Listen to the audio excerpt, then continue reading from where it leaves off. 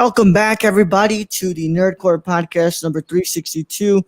And as always, this is the podcast that reviews movies and talks that nerd shit. Yeah, I haven't said that in a while. I just, we're recording late right now, so that just popped into my mind. But as always, is the nerd you're gonna hear the host of the show along with my wonderful co-host, Young Yoda. Duck lips for life. Yep. Well, yeah. So we're here for another edition of the Saturday Morning Review, and as we discussed last week, this week we are covering Dave Franco's directorial debut, The Rental, which was released this year. So it's a new release, and before we can get into that stuff, how you doing, Brad? I know, underwhelmed. I should have put mine too, underwhelmed as hell. But we'll talk more about that in the review. How you doing, man? Doing okay. I had a bit of food poisoning yesterday. Ooh. So that was not fun. Wait, so you had food poisoning and you watched Insomnia? Yep. That's not fun. I mean, because it was one of those things. If I don't watch this, I'm not going to watch it this week. Yeah. You know? Well, man, at least you did it. I probably would have watched this yesterday, but I totally forgot about this until you're like, I'm watching The Rental, and I'm like, I probably never watched that too. Yeah, it's a good thing you watched. It's a good thing it's only like an hour and 28 minutes, right? Yeah. I'm glad you said that because I'm like, oh, I can do that. Click. Yeah, shit, it's easy. Yeah. So yeah, man, I'm really sorry to hear about the food poisoning. It happens, I'm feeling better. This morning wasn't too hot, and then progressively got better through the day. Luckily, my wife came through with a big old giant bottle of extra strength Pepto-Bismol. Saved my ass, literally. Like saved my ass. Oh my god! The poop jokes never stop here. That's right. I don't care. I don't care what they say. What's that fucking company that Collider? I don't give a fuck what Collider thinks. Poop and fart jokes forever. Movie commentary and fart jokes, right? That's how my podcasting career is starting, and that is how my podcasting career will continue. Will continue and end. It will end with a poop joke. It's the beginning, the middle, and the end, right? I guarantee it'll probably end with something of like talking to some big broadcaster who's trying to buy us, like, eat my shit. Okay. Well, we're going to be here to discuss 2020's The Rental. But as always, we hope that everybody's having a good day. This week we did pretty good stuff, man. I mean, this week we're trying to play catch up right now, man. And I'm trying really hard. So I only have Insomnia left and everything's going to be fine. And tomorrow we should do that. We should be able to do that tomorrow if I can get it done. But we did really good during the first, review for Coming of Age Month. People enjoyed that, Brad, by the way. Some people were really interested in the film that we covered. Really? Yeah. And Travis listened to it, and he was he decided to get the Criterion Channel for 14 days. Very nice. Yeah. Asking for 10 movies that to watch on there, and I was like, oh, hold on. All right. Just name all the Kurosawas you good. That's all you got to do. Just name 10 Kurosawas. Yeah, I gave him like 2 Kurosawas in there. But yeah. So I got to say, I'm pretty pleased with Anchor. They've been... I think Anchor fixed themselves because they're showing our actual listens, I think. Yeah. Because it's like 50 to 60 listens a day. So I'm like, that's cool. I hope you guys enjoyed 4 episodes of The Cinema Condition just dropping overnight. I mean, yeah, that was like, I was like, did Raul mean to do that? Yeah, I had missed at least 4 weeks of uploads for The Cinema Condition. So I was like, that's my bad, guys. Like, I just hadn't uploaded them. So I decided, hey, I'm going to put them up. And then on Sunday, you'll have episode 21. Actually, but let me go and see what episodes those were. Those were, I believe. Come on, Anchor, don't fail me now. It was 17, 18, 19, and 20. So 17 was 5 centimeters. Grave of the Fireflies. School Days. Underground, and Eternal Sunshine of the Spotless Mind. Actually, I gotta say, I've seen 2 of those movies. Yeah, the first and last one. I really gotta recommend you watch Underground. Underground's really good. But the one they have on Amazon Prime is the wrong version of the movie. So it's such a good movie, man. I mean, I'm glad people are like really getting into like the. All right, Daryl. Sure. that was really gross. Yeah. That was all right. That was something. Anyways, gross ass dog. Yeah. Now you're glad they're listening, right? Well, I'm glad that for the Water Lilies episode because that was like a very well done film in my eyes. Yeah. That I wouldn't have expected to have liked. Yeah. So yeah, I'm glad you guys are enjoying this, and of course, what's it called? I uploaded those episodes, but if you want to be on track with the feed of the Cinema Condition, you should be listening on the Cinema Condition feed. So that's where you're gonna be able to listen to the season finale, because when the season finale hits, you guys will be on the regular feed, on the main feed. You guys will be on around episode 24, I think, and yeah, you want to be on track, being on anchor.fm/cinema condition. But yeah, enough of that. Let's go ahead and get into this. So if you guys haven't watched The Rental, then you already know. Stop right here, or else you will be spoiled. If you don't care about spoilers, then go ahead and continue listening. What are you doing? Petting my dog. Okay, what's it called? And yeah, and you want to fucking click off here. If you don't care about spoilers, then keep listening. But this is your spoiler warning, and it is in effect in 5, 4, 3, 2, 1. I don't have my iPad connected, so but it's not first cow. All right. Or what can we say it? Humping noises. There you go. How about that? Yeah. Yeah. Yeah. The Rental is a 2020 American horror film directed by Dave Franco in his directorial debut. Franco co-wrote the screenplay with Joe Swanberg, based on a story by Franco Swanberg and Mike Dembski.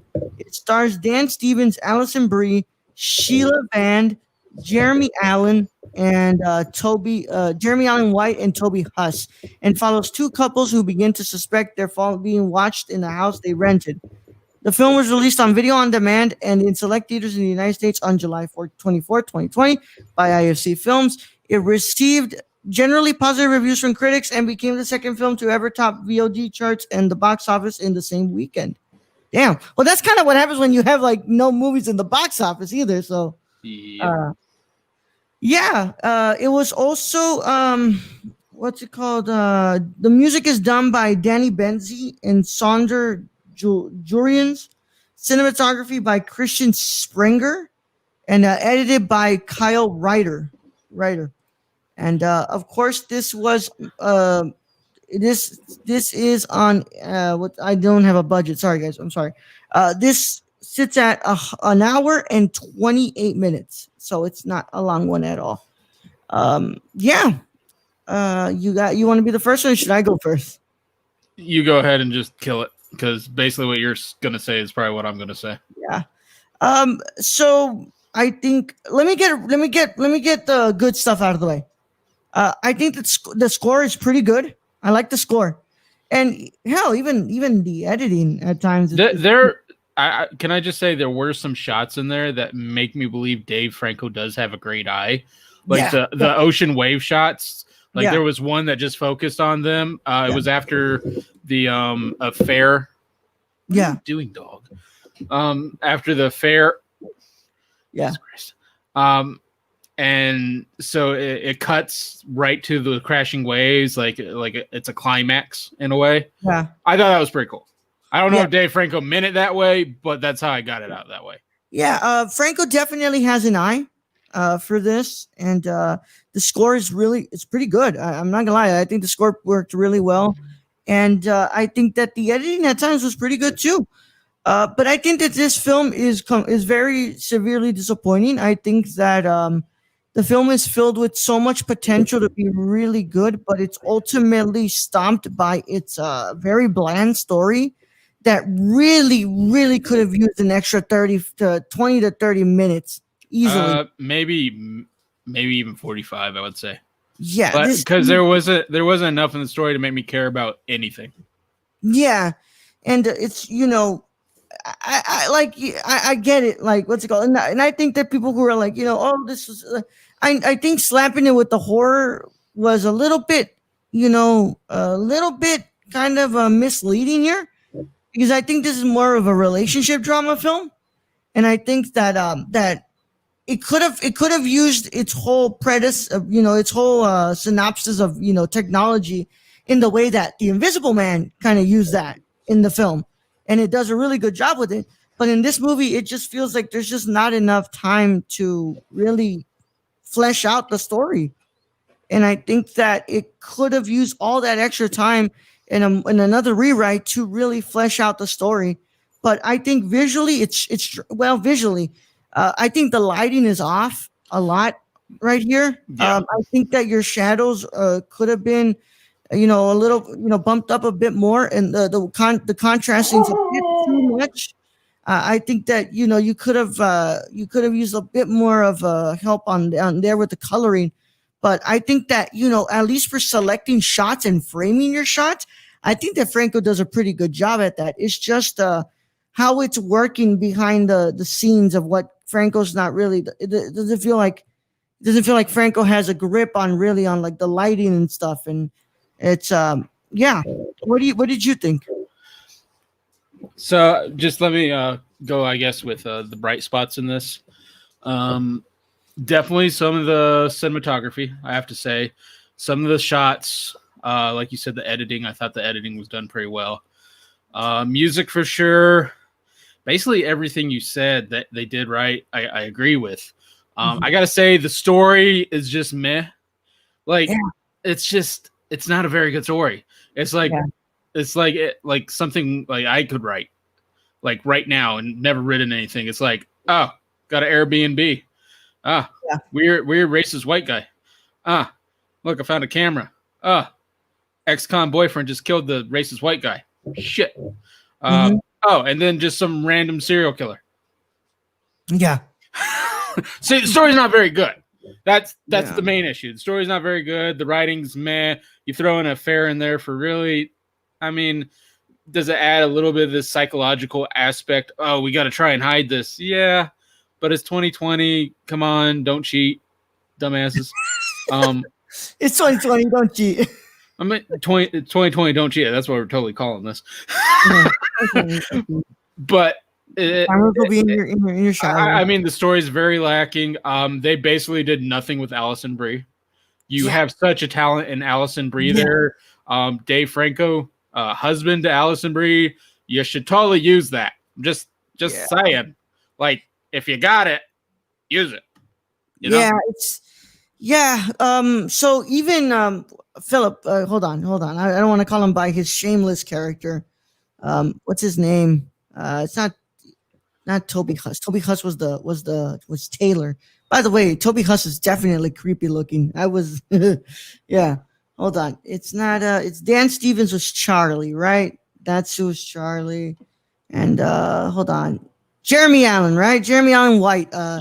Yeah, man, he could have been used better too, man. I think that there's there's wasted potential with your cast here. I mean, what's it called?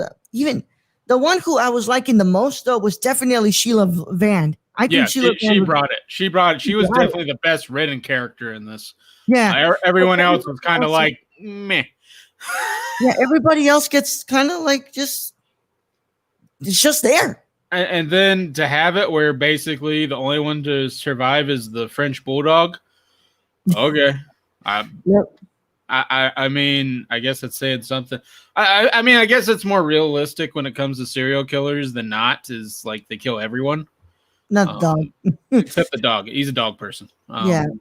Also, I will say I did find the use of the credits really interesting. How they had all that footage there. And it was like, oh, so he doesn't just do this with one room. He rents separate places. Well, and this is my question to that. Because you have that. So he's watching all these people. Did he like kill all these people? Or is he just randomly just like, they're or does he like pick and choose? I don't know, man. So Franco did say that he wants to do a sequel to this. He left it ambiguous for a reason because he wants to make a sequel to this. But yeah, so I don't really want to completely be down on the guy. I think that of course, like, you know, it's framed like the visuals, like it's great, man. Like I think he does a very good job. He just needs to fix with the post with coloring and stuff, Mhm. really. But you know, I think this movie suffers the most from the writing. It easily would have been like I don't usually call for 2 hour films, It but would have been like, better with a 2 hour. 2 hour, man. Yeah. Yeah, You 2 hours. could have definitely fleshed out more of the relationships. Yeah. Because all you really got was okay, so this dude's brother's girlfriend works with him Mm-hmm. and they had a thing and then they go ahead and have an affair and that's about it. That's about the relationship you Yeah. get out of this. You never really see if Allison Brie and Dan Stevens' characters, like the relationship outside. Like, is it something's going on in there? Does is does what's it called? Does Dan Stevens' character not enjoy his relationship? Like, there's not much stuff going on, man, and it's really what's it called? Just it just needs more fleshing out. I And mean, I mean, a lot of this seems to be like, yeah, let's do Molly, and oh, you don't want to do Molly with me? I'm so angry at you. I'm going to do Molly, and it's yeah, just like, y'all just party with Allison Brie. It's fucking Allison Brie. Do the Molly. God damn it. yeah. But yeah, it's like I was so looking for. I was looking forward to this because I said, "Oh, you know what? It's Franco." I mean, like James Franco, the Disaster Artist was pretty good to me. I thought that was pretty good, and I think that I thought, well, let me see. I wonder who has the more push for directing. Who can let's see who can bring it to the table. Because even though I thought that the Disaster Artist was good, it was nowhere near being this incredible debut by actor turned director. Like I I, thought. but I gotta say, I much more enjoy the Disaster Artist. Yeah, of course. I do. It wasn't like I'm just trying to say it's not like Bradley Cooper's Stars Born, where I thought like, wow, that was an actor turned director that I was like really impressed with and all that. But with this one, I said, okay, let's see what's up. And it's also Alison Brie, his wife, in there. Let's see how he's able to direct his wife, like like we saw with John Krasinski in A Quiet Place. Actor turned director, and then he directs his wife in the film too. I said, oh, let's see what they can pull out of this. And I just ended up being really disappointed at the fact that there was just so much in this movie that you could do a lot with, And you and didn't. you did. I mean, I gotta say, I think for his debut, I definitely see something there. Yeah, Like there's definitely like Franco has a good eye for yeah. certain shots. He just needs a better story when he's doing those shots. Yeah, a better story. I think that for sure. I think I'm really interested in seeing what he can bring to the table next. I hope that it's a what's it called, a better, what's it called, a written story. I know he said that him and Allison Brie wrote a screenplay right now during quarantine, and it's like a relationship film as well. But I would like to see what that is, and if it's a little bit more well written than this. But I definitely think that this is a case of you could have used a bit more of a rewrite in here, added a bit more, and especially like worked in the post with the coloring and I stuff. mean, I'm just stuck on the fact that he didn't use Allison Brie more. Like after the work she's done in Community and Glow, Yeah, like to have her basically do nothing in this. I think she just basically got a vacation out of this film. That was about it. yeah. So that's yeah, and it's crazy, man. Like like when I first saw this, I said, "Dude, you're using your wife." I Well, mean, but if it's Allison Brie, yeah, I yeah, get that. Like, you know, she's an amazing actress. I mean, yeah. she's I mean, even in that final where she's screaming in the car, like, one of those in horror where you kind of go, okay. Like, she did really well. Like, like, you could feel that. But that was really the only emotional thing you got out of this film from yeah, her. yeah. But I'm gonna go ahead and get into our scoring, man. I'm gonna go ahead and give what's it called? Oh, I had something else. I wanted to bring up something else. I don't think you should have gone handheld in that scene where Dan Stevens and what's it called, the other guy were wrestling when they were on drugs. Yeah. I don't think that should have been handheld. That felt really, really odd from the other shots. I think it could have easily been more like a dolly or something, but it being handheld and it being like it's like you're trying. It's like it's too hard to emphasize that they're on drugs. Like we saw it, we know they're on drugs, and it's like I mean, the dude was dancing with the dog. Like, yeah, I think. yeah, I mean, I dance with my dogs too, sober, but yeah. they literally said 30,000 times, "Let's do Molly." Yeah. All right, Or man. So ecstasy or whatever it was. my score for the rental is a 2 out of 5 on my letterbox, which translates over to a around a 4.5 out of 10. Yeah. This could have easily been better, and I think that it had a lot more potential to be better, but ultimately suffered from a story that just wasn't there. Yeah, I'm gonna have to give it I'll bump it up 0.5 and give it a 5 out of 10, but it's not one of those I'll be watching like probably ever again. $6 back. I'm glad you can give me my $6 back too. Make me watch. I know.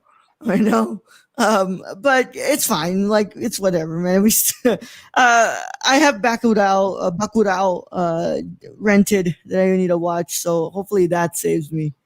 But yeah. I mean, technically, I got the whole Criterion channel now, so yeah, I might go do that. I'm able to put that in my Fire Stick now. I got a new one, so I have. There you go. Channel. So I'm gonna finish watching Fallen Angels from Wong Kar-wai. So yeah, that is our review of the rental. And if you are interested in watching it, it is available to rent for $6.99 on pretty much every renting platform that you can watch movies on. And yeah, you can go check that out there. And of course, we want to thank everybody who was listening and everybody who stopped by to hang out with us. If you're listening on the video replay or on the audio replay, make sure that you subscribe to our YouTube channel and you turn that notification bell on so you can get all the notifications when we drop videos for you guys. I know right now there's a couple of videos that have not been uploaded. It is because they do not have thumbnails, and I need to put thumbnails.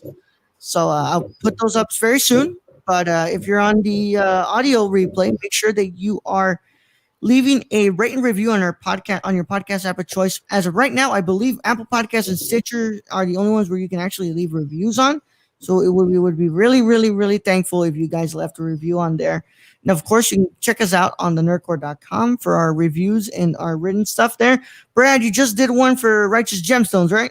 I did. And then I finished Umbrella Academy. So that'll hopefully be done by the weekend. Cool. Awesome. So expect some new reading material from Brad. And yeah, it's already been like a year with the site, and we pretty much uploaded a crap ton of reviews on there. So you guys have a lot of stuff that you can read on there.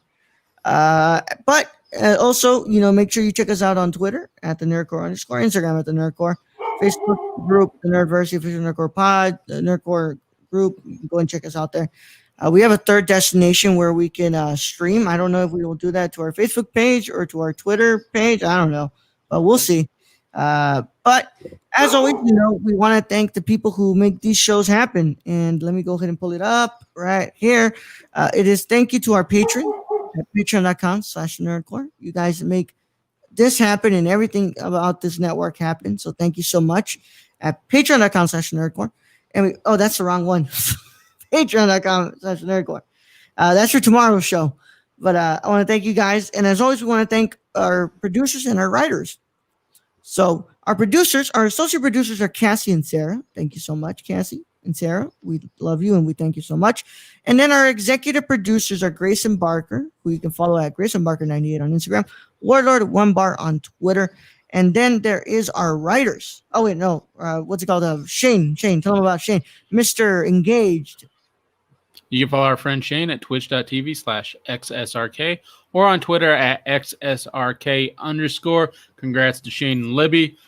Very happy for y'all. And fucking finally, they've been dating like forever. Damn, Shane. Damn it, Shane. Commit. Finally committed. Yeah.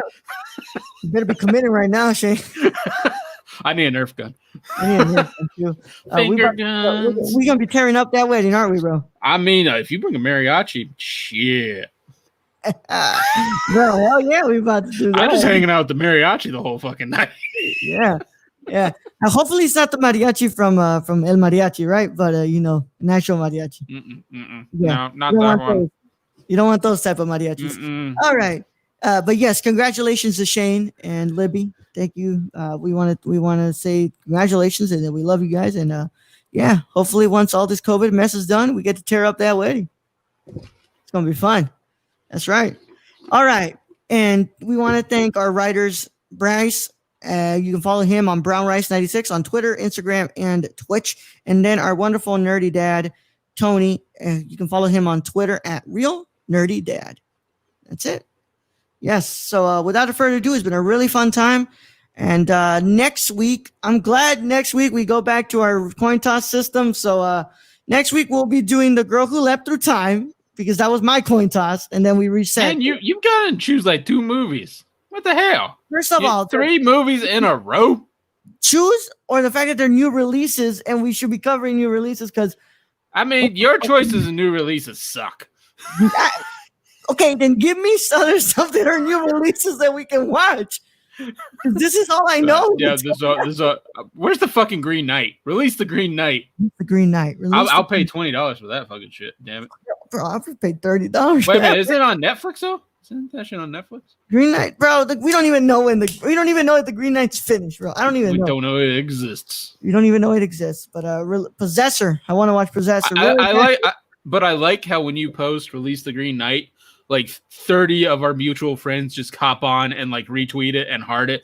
They know what the Green Knight is. We like won't stop shutting up about that stupid trailer. That's right. That's right.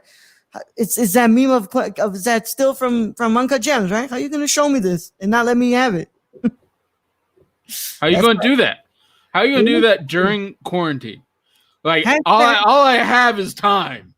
All I have is time. Hashtag release the Green Knight, please. Please. All right.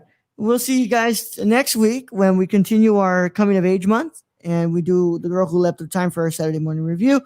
But you can catch Brad and I on the Nerdcore Live Show tomorrow on Friday. For those of you who are watching right now on the Patreon, but if this is on Saturday, you can watch us on Sunday. Whatever. I get tired of having to do the times, but yeah, it's gonna be a lot of fun, and we'll catch you guys on the next one. Brad, you want to send them out? All right, Ro. The ambient host as always. Thank you to all our listeners out there, all our Patreon supporters. We appreciate each and every one of you. Thank you to all those on Twitch, YouTube, Twitter, Instagram, Anchor.fm, wherever the fuck else. Player FM. Because literally, Ro has us like everywhere, which is awesome. Yeah. So good on you, Ro. And yeah, I guess with this, I'll just say if you want, you can rent the rental, but you don't have to. Young Yoda out.